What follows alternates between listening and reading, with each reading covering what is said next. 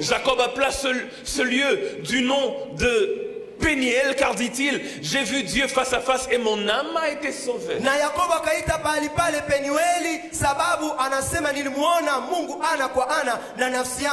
L'homme qui lutte avec Jacob dit à Jacob une phrase qui m'a toujours dérangé. Il lutte toute la nuit avec Jacob. Il se donne des coups et puis voilà. Lorsque le matin commence à arriver, il le frappe à l'emboîture de la hanche. L'emboîture de la hanche de Jacob se démet. Et Jacob dit, bénis-moi. Et dit, voilà, tu t'appelais Jacob, mais désormais ce sera Israël. Mais il donne maintenant la raison pour laquelle il lui change de nom. Il dit, je te change de nom parce que tu as lutté avec les hommes et tu as été vainqueur. Mais aussi parce que tu as lutté avec Dieu et tu as été vainqueur. Écoutez, si Jacob a vaincu les hommes, je comprends. Mais comment peut-il dire qu'il a lutté avec Dieu et il a été vainqueur? Il a lutté avec Dieu. Peut-être qu'on n'a pas la même compréhension de Dieu. Un homme peut-il battre Dieu? Un homme peut-il vaincre Dieu? Un homme peut-il mettre Dieu KO? Si jamais Dieu devait descendre dans un ring de boxe et puis il dit à la terre, il dit terrien ou humain, choisissez le plus fort d'entre vous qu'il vienne dans ce ring. Et moi, Dieu, je vais me battre avec le plus fort d'entre vous. Quel est l'homme dans ce monde qui aurait la folie d'aller lutter contre Dieu? Parce qu'on sait que Dieu sera vainqueur d'avance. Parce qu'on sait que c'est évident que Dieu puisse gagner. Comment toi tu me dis que moi je suis vainqueur de Dieu? Mais comment toi tu me dis que moi j'ai battu Dieu?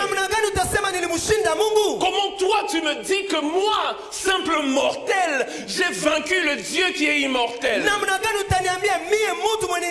Comment toi qui me dis que moi qui ne suis qu'un homme faible, j'ai vaincu le Dieu qui s'appelle le Dieu tout-puissant? Comment toi tu me dis que moi qui suis fait de chair et de sang, j'ai vaincu le Dieu qui est esprit, vainqueur de Dieu? Comment un homme peut-il vaincre Dieu? Nous allons le voir plus tard.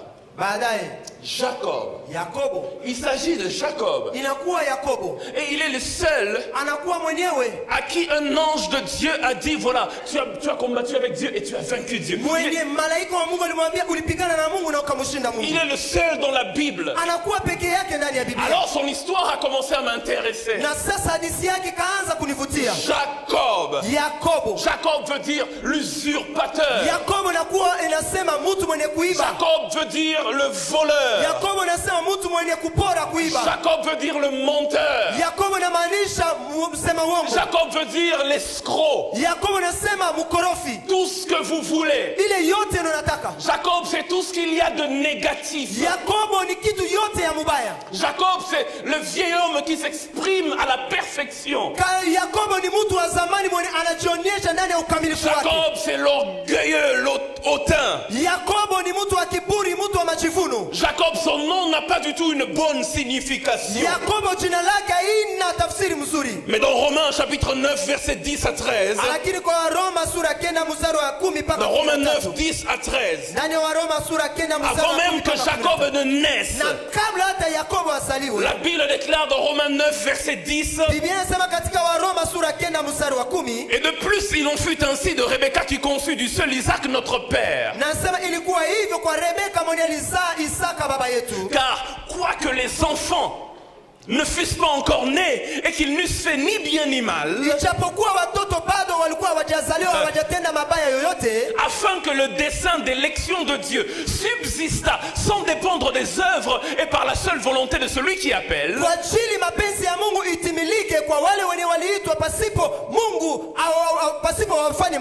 Il fut dit à Rebecca, par qui? Par Dieu lui-même.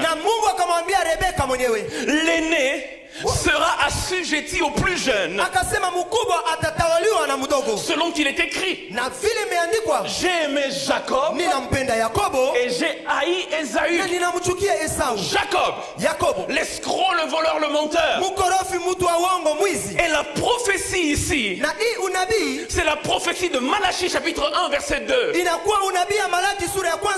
dans Malachie 1:2 que Dieu dit: j'ai aimé Jacob, j'ai haï Ésaü. C'est beaucoup d'années après Jacob.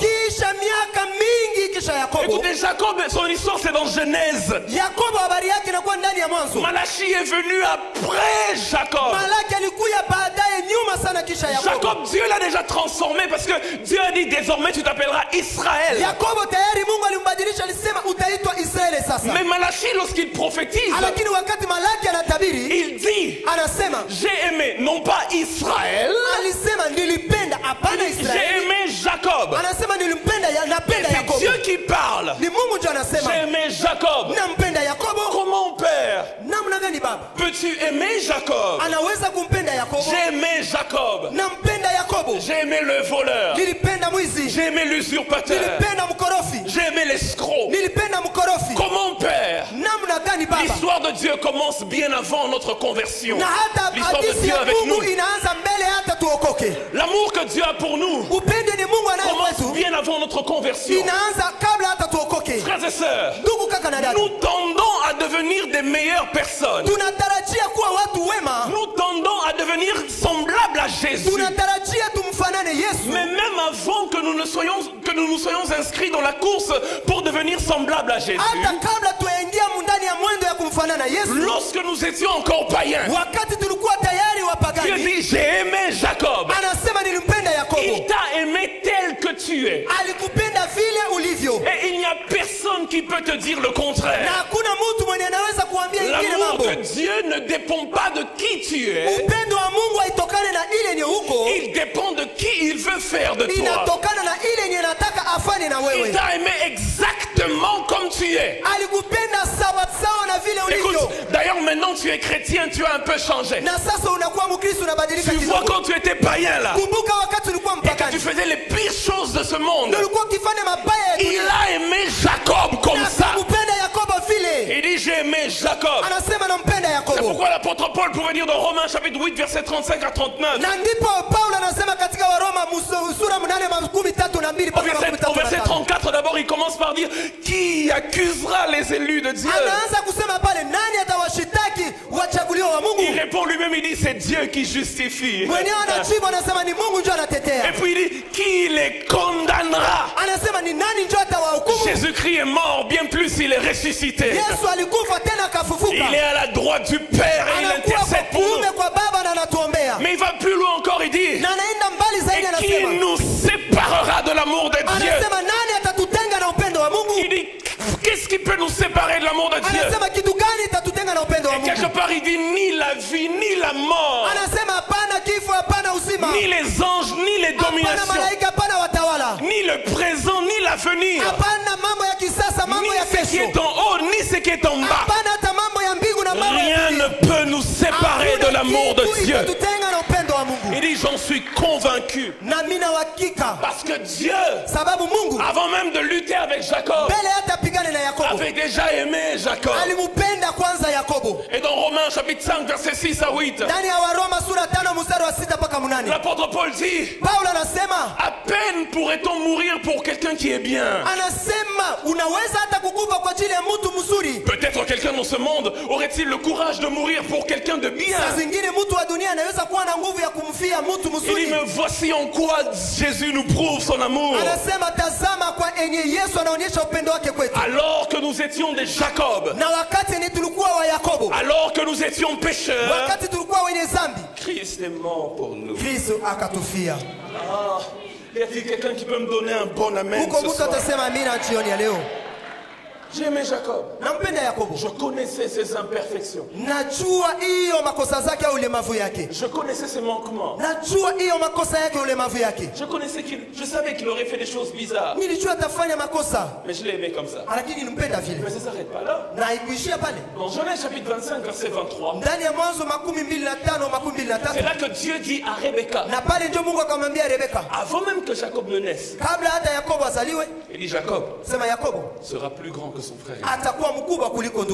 Ce qui veut dire que c'est lui qui recevra la double portion de l'héritage. Ce qui veut dire le Messie plus tard viendra par la lignée de Jacob. Dans Genèse 25, 23, Dieu forme. Non, il ne forme pas. Dieu révèle le projet qu'il a pour Jacob. Un projet qui précède les imperfections de Jacob. Parce que, frères et sœurs, Dieu avait déjà un projet pour nous. Avant même que nous soyons sur cette terre. Mais ça ne s'arrête pas au projet. Parce que Dieu, il prépare le projet pour nous. Mais Dieu, il nous prépare aussi nous pour le projet. Dieu, il prépare le projet pour nous. Mais Dieu, il nous prépare aussi nous pour le projet. C'est la raison pour laquelle, je l'ai dit un peu hier, mais je vais insister aujourd'hui sur ça. C'est la raison pour laquelle Dieu vient vers Jacob. Il commence à se battre avec Jacob. Mais si tu as fait un projet pour lui, prends-le directement, fais-le entrer dans le projet. Il dit non, il ne peut pas entrer comme ça. Tant que je n'ai pas brisé l'orgueil, là, il peut pas. Il dit le projet, il est là, mais il ne peut pas entrer comme ça. Il faut que je le prépare, il faut que je travaille en lui. Retenez que Dieu, avant de travailler par nous, il commence par travailler en nous. Il faut que je commence d'abord à travailler en lui. C'est pourquoi la Bible dit, dans le texte de base de ce soir, que Dieu vient lutter avec Jacob. Le texte commence en disant Jacob demeura seul. Il a envoyé ses fils, ils sont partis. Ils ont traversé. Il a envoyé ses femmes ont traversé. Même ses biens ont traversé. Jacob a enlevé tout. Il a dit allez-y, allez-y. Parce qu'il avait peur de rencontrer Ésaü. Alors il fait des blocs de convoi vers Ésaü. Léa et ses enfants, Rachel et son enfant, et puis après il fait des blocs comme ça, et puis après il dit vous maintenant traversez. Lui il reste de l'autre côté. Il est là. Il tremble. Il est seul. Il a peur. Ésaü avait pris son droit d'aînesse. Certainement ce gars, s'il me trouve, il va me tuer. Il est seul. Seul. Il n'y a plus de bruit. Il n'y a pas l'enfant qui vient dire papa, j'ai besoin. Il n'y a pas. Il n'y a pas même un. Tout est parti. Il est resté seul. Alors, Dieu vient vers lui. Laissez-moi vous dire ce soir. Plusieurs d'entre nous. Dieu vous appelle à la solitude. La raison pour laquelle vous ne vivez pas certaines visitations de Dieu, c'est parce que vous êtes trop occupé avec les gens. La raison pour laquelle Dieu n'a pas le temps de travailler en vous, c'est parce que vous êtes trop occupé, il y a trop de bruit autour de vous. C'est 2 fois. La première fois qu'il lui parle de sa descendance, c'est dans Genèse chapitre 13 verset 16. Et c'est là que Dieu lui dit, ta descendance sera semblable au sable qu'il y a sur le bord de mer. Comme pour dire, ça sera en grande quantité. Qui peut compter les grains de sable? 1, 2, 3, on ne peut pas. Et Dieu lui dit encore, dans Genèse 15 verset 5, lève les yeux et regarde dans le ciel, parce que ta descendance sera semblable aux étoiles du ciel. Ainsi Abraham a 2 types de descendance. Il y a une descendance semblable au sable qu'il y a au bord de la mer. Il y a une descendance semblable aux étoiles qu'il y a dans le ciel. La descendance semblable au sable, c'est la descendance physique. La descendance terrestre. Mais la descendance, celle des étoiles du ciel, c'est la descendance céleste ou encore spirituelle. C'est pourquoi moi je peux dire je suis fils d'Abraham. Je n'ai pas l'ADN d'Abraham dans mon sang. Je ne suis pas un juif, mais je suis de la descendance spirituelle d'Abraham, celle qui est semblable aux étoiles. Mais la particularité des étoiles, c'est que les étoiles apparaissent la nuit.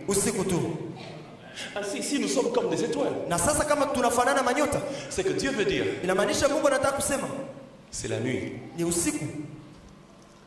Dans Apocalypse chapitre 3 verset 20, Jésus dit, voici je me tiens à la porte et je frappe.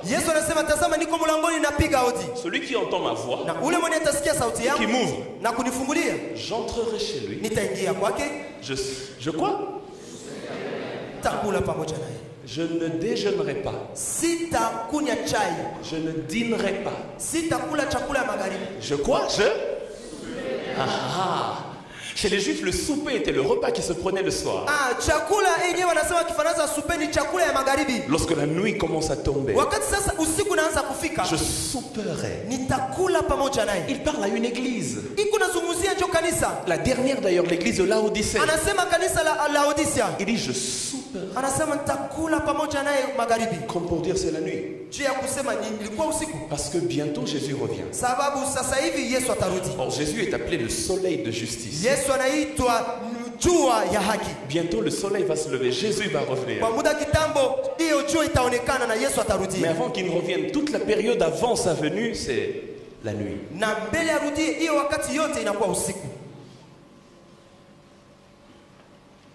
L'ange lutte avec l'homme. Mais quel est le but de ce combat? La Bible déclare,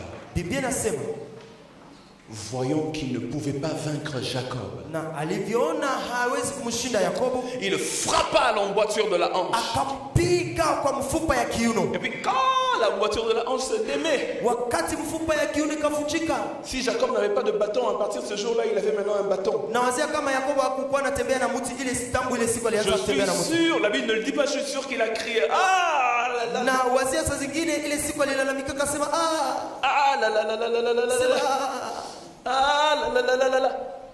Et puis l'ange le regarde.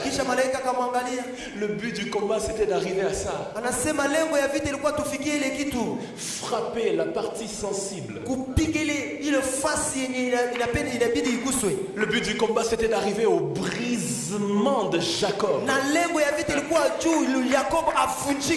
Le combat que nous avons avec Dieu, c'est pour briser qui nous sommes. Le combat que nous avons avec Dieu, c'est pour briser, détruire le vieil homme en nous. De telle sorte que tout ce qui est impur, tout ce qui est du diable, tout ce qui est de la chair, puisse laisser place à ce qui est de l'esprit. Le combat que nous avons avec Dieu, c'est qu'il veut briser cet orgueil en nous. Le combat que nous avons avec Dieu, les épreuves de foi par lesquelles Dieu permet que l'on passe, c'est pour briser ce qu'il n'y a pas de bon en nous. C'est pourquoi il est écrit que l'or devient pur lorsqu'il passe par le feu. Il y a certains feux par lesquels Dieu permet qu'on passe. Mais le but, c'est d'enlever les saletés. L'or brut ne peut pas être utilisé pour fabriquer les beaux bijoux que vous aimez. Il faut d'abord qu'il passe par le feu. Et là, les impuretés sont enlevées. Et là, la saleté est enlevée. L'or devient pur. Et lorsqu'il devient pur, alors il devient utile pour toute bonne œuvre. Certains combats, certains feux, certaines épreuves, certaines difficultés par lesquelles Dieu nous fait passer, c'est pour briser la force du mal au-dedans de nous. C'est pour enlever les choses qui ne plaisent pas à Dieu.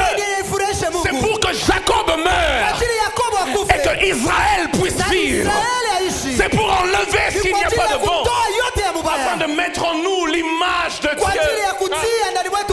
On a demandé à un orfèvre, un célèbre orfèvre, on lui demande, l'or brut n'est pas pur, il faut qu'il passe par le feu pour devenir pur. On lui dit à lui l'orfèvre, comment toi tu sais que maintenant l'or est devenu pur et que maintenant je peux l'utiliser pour fabriquer les montres en or, les bijoux en or? Comment tu sais que maintenant c'est pur? Il dit, je sais que l'or est devenu pur lorsque en le regardant je peux voir le reflet de mon image. Dieu sait que c'est bon. Il sait que maintenant c'est bien. Lorsque quand il nous regarde, on lui renvoie l'image de sa propre personne. Jésus sait que maintenant j'ai fait le travail. Lorsqu'on nous regarde, il ne voit plus Lord, il ne voit plus Patrick, il ne voit plus mon frère. Mais quand il regarde, il voit Dieu dedans, il voit Jésus dedans. La Bible déclare, ceux qu'il a connus d'avance, il les a aussi appelés, il les a destinés d'abord à être semblables à l'image de son Fils, afin que celui-ci soit le premier-né d'entre plusieurs frères. Dieu sait qu'il a fait le travail en nous. Lorsqu'on commence à répondre comme Dieu, lorsqu'on commence à parler comme Jésus, lorsqu'on commence à réagir comme Jésus, devant une situation où nous te fingi au pénaro, t'as comme envie de rétorquer. Ton vieil homme, si seulement ça se passait quand tu étais. Non, je suis sûr que tu as changé. Mais quand tu étais, tu allais lui donner une réponse qui allait lui faire manquer le sommeil la nuit. Il serait en train de... en tout cas, mais maintenant quand on te provoque, tu regardes, tu dis la paix soit avec vous. Alors là Dieu est en train de sauter. Il dit voilà, le vieil homme est brisé. Je suis en train de combattre et je suis en train de gagner. Dans Ésaïe chapitre 42 verset 3, 42 mstari wa 3. Esaïe dit, Isaya anasema en parlant de Jésus, kwa kusemea kwa ajili ya Yesu. écoutez, Sikia.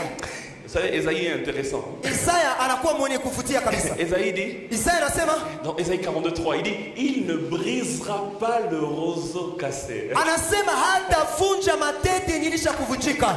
Il dit, quand Jésus viendra, Anasema wakati Yesu atakuya, il ne brisera pas hatavunja le roseau cassé. matete nilisha En kuvunjika. d'autres termes, Kwa masema mengine, si le roseau n'est pas encore cassé, kama litete hayavunjika, il va le briser. ataivunja. Mais quand le roseau est brisé, Kama ile litete alors il inavunjika, ne brise plus. na hataivunja tena. Le roseau cassé, Ile litete la yavunjika, raison pour laquelle il n'est pas brisé, sababu ni haivunjike, c'est parce qu'il a déjà été ni brisé. sababu tayari ilishavunjika. Dans 1 Corinthiens chapitre 11 versets 23 à 24, Ndani ya Wakorintho wa kwanza sura 11 mstari wa 24. l'apôtre Paul parle, il est en train de dire, Na Paulo anasema, il dit, ce que je fais, c'est ce qui m'a été dit que Jésus avait fait. anasema ile ninafanya ilikuwa mambo waliniambia Yesu alifanyaka. Il dit, la nuit où Jésus fut livré, Anasema kwa ile usiku ni Yesu alitolewa, il prit le pain, akachukua le mkate, rompit akaivunja et le donna na akapatia, à ses disciples. akawapa wanafunzi. Entre les mains du maître, Katikati ya mikono ya mwalimu quelque chose s'est passé. kitu moja ilikuwa kifanyika. Avant que le pain ne devienne un don pour les disciples, Kabla ile mkate ikuwe zawadi juu ya il wanafunzi, fallait que le pain soit brisé entre les mains de Jésus. ilibidi ile mkate ivunjike katika mikono ya Si Yesu. tu veux devenir un don pour cette église, Kama unataka kuwe zawadi juu ya hii kanisa, une bénédiction pour ta génération, ukuwe baraka juu ya kizazi yako, accepte de passer entre les mains de Jésus itika kupitia ndani ya et il mikono ya va Yesu, te rompre, akuvunje, il va te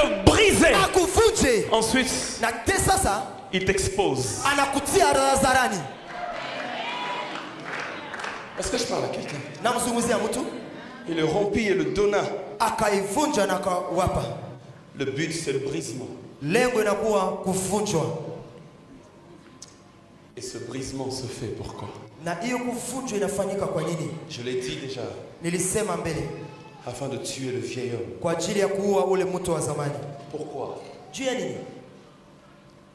Si le vieil homme n'est pas tué, Kama huyo mtu wa zamani bado hayakufa, qu'est-ce qui se passe? kitu gani kitafanyika? C'est la raison pour laquelle je nous ai fait lire Exode chapitre 1, Na ndiyo sababu nilifanya tusome kutoka sura ya kwanza, verset 1. mstari wake wa kwanza. La première fois que j'ai lu ce texte, maman, je me suis dit, mais qu'est-ce qui se passe? Mama, mara ya kwanza nisomaka hii maandiko nikajiuliza ni kitu gani hii? La Bible dit, Biblia inasema, voici la liste des enfants d'Israël ona orodha ya wana wa Israeli qui sont entrés en Égypte waliingia Misri avec Jacob. pamoja na Yakobo.